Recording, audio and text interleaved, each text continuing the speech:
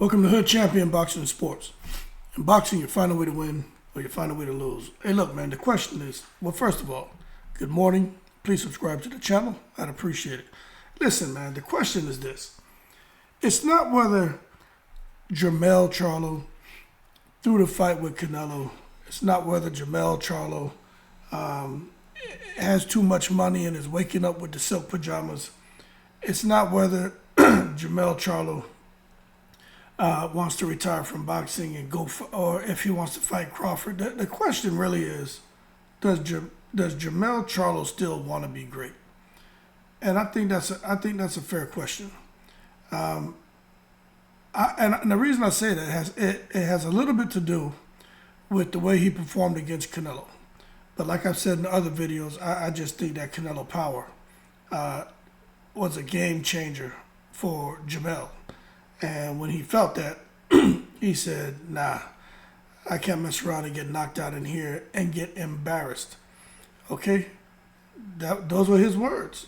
He described Canelo as an ox, as a beast, and his own words said he knew that he could end up getting embarrassed in that ring, especially after he got hit by Canelo. He said that was the first time in his boxing career that he was really like buzzed, meaning he was hurt. And he said he just didn't want to end up, dealing with the embarrassment. That's kind of like, so the reason I'm questioning if he still wants to be great, because when he said that, I was like, damn, that sounds like Ryan Garcia against Tank Davis. He got hurt. He knew if he continued, he could probably get hurt even more. And just for the sake of avoiding, embarrassment, you just go ahead and tap out. But the thing with Jamel is he didn't tap out. He pushed through the fight, and he did a very good job at evading a lot of the Canelo's big shots, blocking a lot of his shots, using his ring generalship, getting under punches. See, those are the things that people don't appreciate with Charlo. When he did let his hands go, especially after he got caught, it was more, he was punching scared. So he wasn't really committing to his shots, getting the full extension on his punches, because he was worried about getting hit with something. And I'm not sitting back as a guy who's never been in the ring, just commenting on a guy like Jamel or other boxers. I've been in the ring, I've sparred, a lot of you guys have. Let me tell you something. You didn't have to fight as an amateur. You didn't have to fight as a professional to sit here, man, and be able to talk about boxing. If you spent, countless rounds in the ring sparring and training, which a lot of people have done. They just didn't fight amateur. They didn't go and fight pro. Let me tell you something. You qualified. You qualified to talk about the things a fighter experiences in the ring because you experienced that yourself. And I'm going to tell you, watching him have commit on his shots, that's exactly what was going on with him. But the thing is now, we got to see what's the next move going to be. Okay? He didn't want to get knocked out, but does he want to be great? So he weighed in over like 167. He and Canelo weighed the same way, I think like 167 and a quarter pounds. So if he's going to come back down to 154, what he said he's going to do, well, there's only one, I think, logical opponent for him, and that's for him to go and fight Tim Tszyu. Now, for you to say, well, why are you saying Tim Tszyu? Well, easy, because the damn WBO, they kind of jerked Jamel, and stripped him of a WBO belt when he went to fight Canelo, and then they gave it to Tim Tszyu. So this is the uniqueness of that. So Jamel's not happy about that.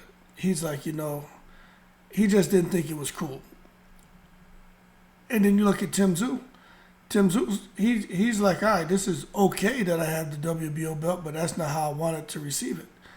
You know what I'm saying?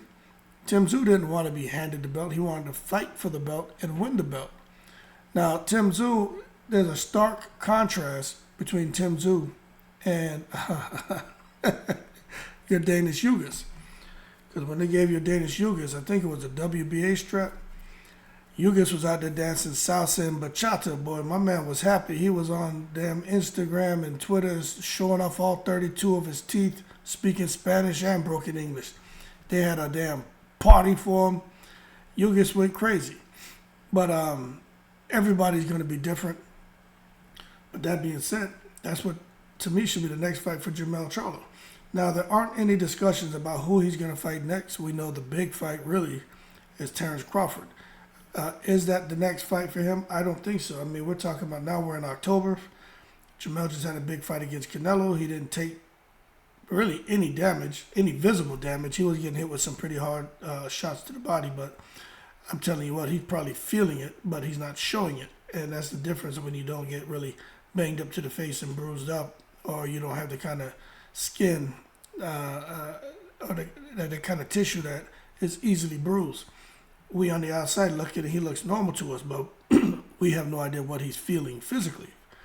Now that being said, for Jermell, I figure he won't be back in the ring this year, but probably by March of next year, March, April, May, I would think he'd be back in the ring. And that gives us enough time to see Jermell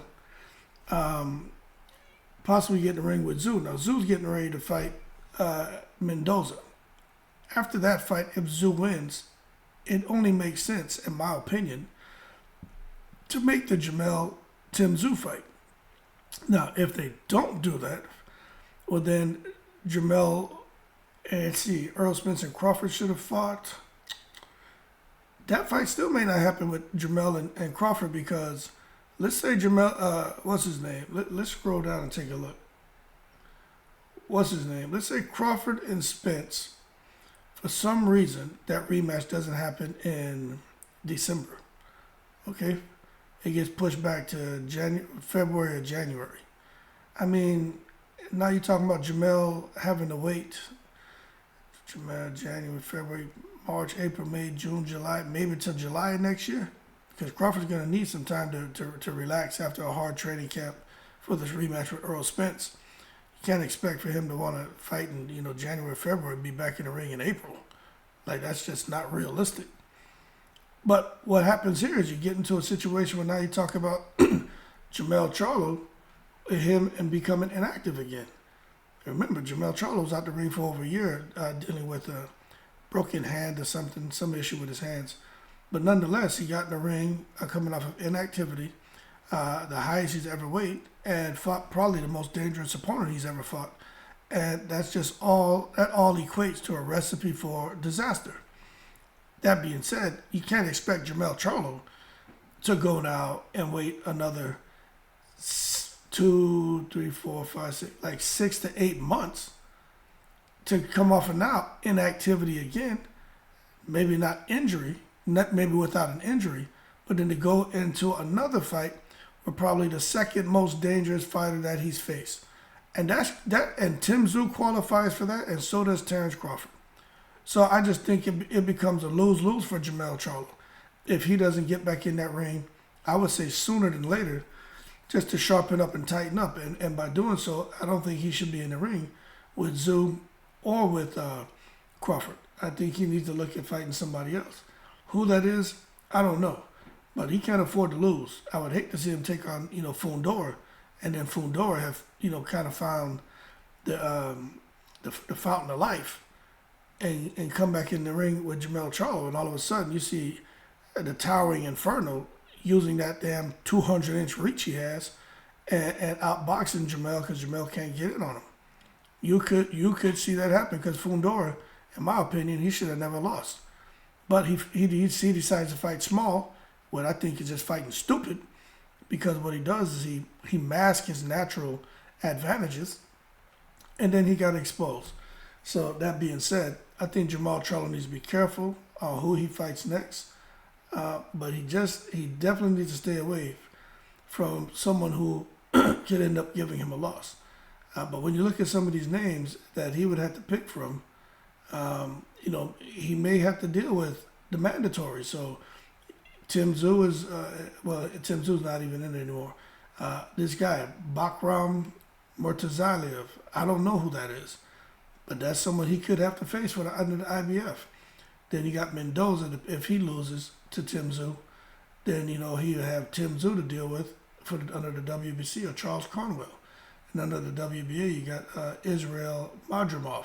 So we could see Jamel Charlo in a fight with a name that, nobody's really familiar with over here in the States. And then the number 2 under the WBA is Magomed Kurbanov, and then Erickson Lubin. He just got himself a step closer to being back in title contention. So when you look at Jamel Charlo got some options, but I really don't think he has an easy fight. But it comes back to, does he still want to be great? Because if so, I mean, it's kind of hard to go against him, but this man just made, they're saying 8 to 10 million, right? I'm going to tell you right now, I believe Jamel Charlo made like 20 million against Canelo. When you sit back and you break down those numbers, the price point for pay-per-view, and just how much money was generated, when you break down the ticket sales, the live gate, and those other modes of revenue that aren't often disclosed to the public, I'm telling you, Jamel Charlo made probably closer to like 20 million. It really did, man. But then again, I don't know. It's just a conversation.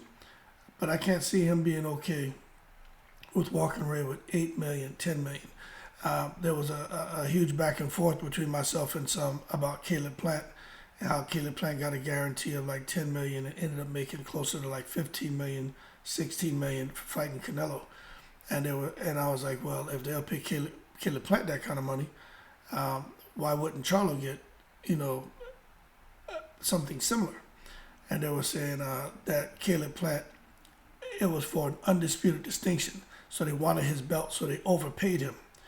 And I'm like, okay, that I'm tracking with everything that you're saying. I understand.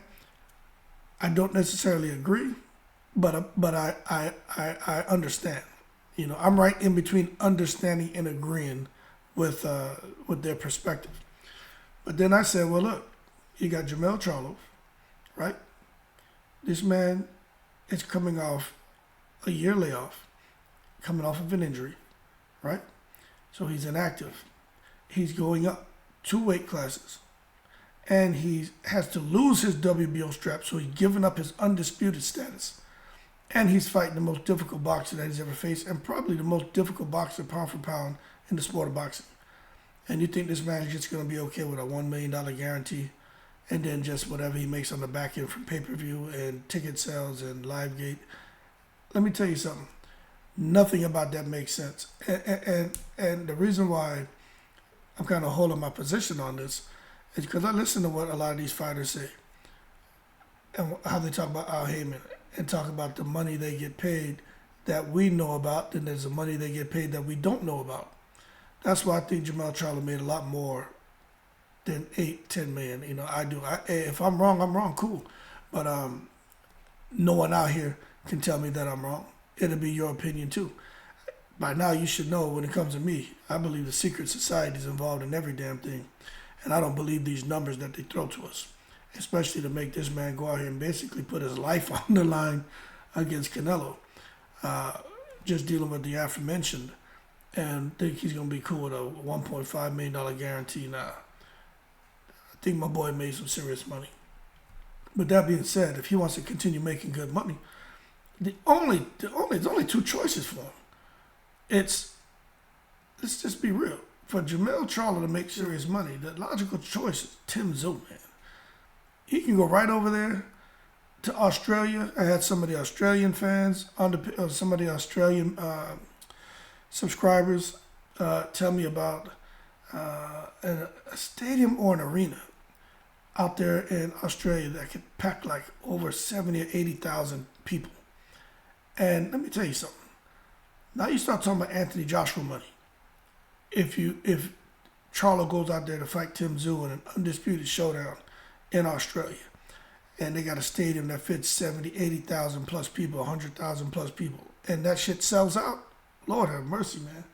You're talking about some serious dough. All right? And the site fees and everything, Jamel Charlo could be forced that direction sooner than later. But that being said, it's up to him. But I just think Tim Tszyu is the big money fight outside of America. Here in the States, maybe in Vegas, maybe there's big money to host that fight in Vegas. Maybe Jamel Charlo will be more comfortable in Vegas and won't go to Australia because he's worried about getting robbed. But if he goes out there and gets into a coochie-coo contest, well, yeah, he should be worried about losing the fight. But if he goes out there looking to win every round decisively, and I mean decisively, and get some knockdowns and not even a knockout, but just really beat Tim Tszyu down, well, then I don't think he'll have too much to worry about. But again, it takes Jermell Charlo out of his zone of comfort and puts him out there into Tim Tszyu and Tim Tszyu's zone of comfort. And that may be something that Jermell feels him as a unified champion who owns 3 of the 4 belts at 154 pounds super welterweight. He may feel like that's not something that he should have to do. And if he made good money against Canelo, he may not be worried about going out there chasing an extra 5 or 10 million on top of what he can make or what he would make his stateside. He may say, "Nah, I'm good. I'm good with making 10 million opposed to 20, 25 million." So we just have to wait and see. But that being said, Jermell Charlo, does he still want to be great? Hey, I guess we'll find out in due time because money changes people. Look at what happened to Maidana. Maidana hit the jackpot twice. Now, he didn't make no 20 million in that first fight. He made some good money. That second fight, he made good money. And he said, "I'm out of here." Man went back to Argentina, man, started eating garlic bread, didn't he? I mean, my boy swole up. He went out there and turned into an Argentinian piñata. But he's loaded. He's got dough now. So money does change people. But I think at the end of the day, Jermell and his brother Jamal, they got to get back to the top because right now, people are kind of looking at them as, they're not taking them serious because of all the talking, what was roaring. Now they're saying it's meowing. You went from roar to meow. One getting slapped. This one here, in the ring and not wanting to get embarrassed. Right now, people aren't taking him serious, And you could say, well, what about Earl Spence? Everybody takes Earl Spence serious. Earl Spence fought. That man fought. He fought hard. He tried. He wasn't able to gain any ground against Terrence Crawford, but that man fought. And it's what the fans want to see. That's why a lot of us still hold Earl Spence in a high regard. But at the same time, he took a lot of damage. Jermell Charlo didn't give the fans what they wanted, but he didn't take any damage. So what's right and what's wrong? You see, it's subjective. If you ask me, I think they're both right and they're both wrong. I think it's right for a person to fight hard, but then I also think it's wrong to fight hard when you're getting damage in a fight you obviously can't win. I think it's right for a fighter to get hit real hard and say, "Whoa, this guy has power," and to get on their bicycle and start trying to box and move. But I also think it's wrong too, and you got people paying all this damn money for pay-per-view and money for these tickets, and then all of a sudden now you go around the ring and you basically don't put forth a respectable effort. So just depends on how you want to look at it. But that being said, Jermell Charlo, hey, let's see if he still wants to be great. Who knows? He may drop back down to 154 and go straight at Tszyu. He may go straight at him. He knows Tszyu wants him, but Tszyu got to get through Mendoza. But let's see what happens. Hell, it could be Jermell Charlo against Mendoza. If Mendoza beats, see, people don't know this. You see this guy here, number 3 Mendoza? If Mendoza beats Tim Tszyu, it could be Jermell Charlo against Mendoza. But we just got to wait and see. That being said, y'all keep cool. I'm in the breeze.